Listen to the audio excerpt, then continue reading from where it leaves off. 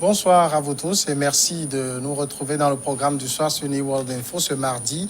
Et dans le décryptage de l'actualité, pour commencer, nous parlerons du Burundi où Révérien Ndikuriyo a été porté à la tête du parti au pouvoir. Le CNDD-FDD s'est choisi donc ce dimanche un nouveau secrétaire général à la personne de Révérien Ndikuriyo. Un choix qui vient renforcer la mainmise des faucons du régime sur le pouvoir. Officiellement, l'ancien président du Sénat, Révérien, a été élu ce dimanche à Gitega par les militants du CNDD-FDD au cours d'un congrès ordinaire organisé après une croisade religieuse qui a réuni pendant 3 jours tout le gratin du parti au pouvoir, notamment pour demander à Dieu de les aider à choisir le jour J un leader éclairé. On va en parler tout de suite avec Mamadou Diouf, notre éditorialiste. Bonsoir, Mamadou Diouf. Bonsoir, Samuel. Est-ce qu'à la tête du CNDD-FDD, il y avait une vacance de poste? Oui, il y avait une vacance de poste puisque le secrétaire général, l'ancien secrétaire général, s'il faut l'appeler ainsi, c'est l'actuel président de la République. Donc, puisqu'il faut faire semblant d'avoir une démocratie, puisque dans une bonne démocratie, le président ne doit pas mélanger les affaires du parti et les affaires de l'État. Donc, le président ne doit pas être président de la République et président d'un parti, bien que tout le monde sait que souvent, même si le président de la République n'est pas président du parti, les grandes décisions, c'est lui qui donne son OK à chaque fois avant que ça ne passe. Donc, comme l'ancien SG est devenu président de la République avec le départ, avec la non-candidature d'abord de Nkurunziza, il fallait qu'on trouve un autre secrétaire général. Alors, cet autre secrétaire général, c'est l'ancien président du Sénat, Révérien Ndikuriyo. Qui est cet homme? Ndikuriyo, c'est, s'il faut le dire ainsi, un homme de la guerre civile, puisqu'en fait, le Burundi d'aujourd'hui est le Burundi de l'après-guerre civile. C'est quelqu'un qui a été député, qui a été sénateur, qui a été président du Sénat, et il fait partie de ce cercle proche de gens qui ont travaillé avec Nkurunziza pendant fort longtemps. D'ailleurs, même la presse burundaise dit clairement qu'il a été désigné même par Nkurunziza pratiquement depuis plus d'1 an. Pas Nkurunziza seul, mais ce qu'on appelle le cercle des généraux, puisque c'est là-bas qu'on prend véritablement les décisions. Il ne faut pas qu'on oublie que Nkurunziza, quand il a dit qu'il ne serait pas candidat, on lui avait trouvé une sorte de manteau de guide éclairé qui devait veiller sur la nation. C'est le président actuel qui est le président de ce qu'ils appellent le comité des sages, alors que le comité des sages est l'instance suprême du parti. Donc, en fait, le véritable numéro 1 du parti, c'est le président de la République. Ce n'est pas celui qu'on présente comme le secrétaire général, comme si c'est lui qui allait être au devant de la scène. C'est quelqu'un qui a fait ses études au Burundi en sciences et qui, après, avait rejoint la guerre civile avant maintenant de se retrouver dans le pouvoir depuis un certain temps. Ça veut dire qu'il fait partie du cercle du pouvoir depuis un bon moment. Oui, il fait partie du cercle du pouvoir et la presse du Burundi dit que mais on avait pensé qu'avec le nouveau président qu'on connaissait pour son tempérament, qu'on avait présenté comme quelqu'un de plutôt ouvert, qui n'était pas trop en conflit avec l'opposition, on ne lui avait pas trouvé de casserole qu'il traînait, mais celui-ci, ce n'est pas du tout le cas. Son hostilité pour l'opposition est connue. La presse même du Burundi a joué à faire ressortir des expressions qu'il avait utilisées. On va travailler les gens. Bon, comment on va travailler des personnes? Quand il l'avait dit, la presse avait crié en disant, voilà, il donne carte blanche pour le génocide. Lors de la dernière révolte de 2015, c'est lui qui avait dit à ses partisans, soyez prêts pour pulvériser les quartiers récalcitrants. C'est lui qui a utilisé l'expression. Donc, aujourd'hui, au niveau de la presse, les gens se posent des questions. Qu'est-ce qu'on veut? On partait avec un président en espérant que les données vont changer. Il va pouvoir y avoir une opposition qui est capable de pouvoir jouer son rôle au niveau du Burundi. Mais quand on met au devant du parti quelqu'un dont l'hostilité par rapport à l'opposition n'est un secret pour personne, les gens s'interrogent sur où on veut mener le Burundi. Quel est le rôle du secrétaire général du parti au niveau du parti au pouvoir au Burundi? En principe, le secrétaire général du parti, c'est le parti qui a amené son candidat à l'élection. En principe, le projet de société du candidat du parti provient du parti. Ce n'était pas un candidat indépendant qui s'est assis pour faire son propre projet de société. Et comme ce n'est pas un nouveau parti, c'est ce qui était là. D'ailleurs, même dans son discours d'investiture, il montre clairement qu'il ne va rien changer, il va continuer parce qu'il dit que la voie a été tracée par le secrétaire général sortant, l'actuel président de la République, et que lui, il ne fera que suivre la voie qui a été tracée. La différence, c'est les tempéraments, parce que au niveau de la croisade de prière qui a été organisée, les journaux du Burundi ont remarqué quelque chose de curieux. Le Premier ministre et sa femme n'y ont pas assisté.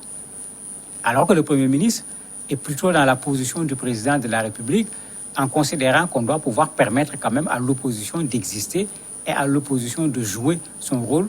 Et ce n'est pas du tout le cas pour celui qui vient d'être élu secrétaire général du parti. Alors, est-ce qu'on peut considérer aujourd'hui qu'avec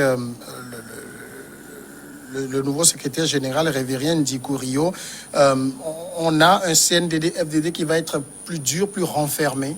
C'est ce qui est craint aujourd'hui. Quand on parle de Faucon, en fait, c'est ça. Les gens se disaient, bon, Nkurunziza est parti, quand Ndayishimiye est arrivé, tout le monde a compris que c'est le cercle qui a choisi dans le cercle, mais sur la base des caractères de la personne, on avait espéré pouvoir trouver un autre Burundi. D'ailleurs, dans son discours, même le jour de l'investiture du nouveau secrétaire général, il est revenu sur ça. Il faut lutter contre la corruption, contre les malversations, etc. Mais quand on le fait accompagner, pour ne pas dire contrôler, parce qu'ils vont partager en quelque sorte le pouvoir, par quelqu'un qui est connu pour ses prises de position très fortes à l'endroit de tous ceux qui contestent le pouvoir, y compris même à l'endroit de ceux qui contestent à l'intérieur du parti.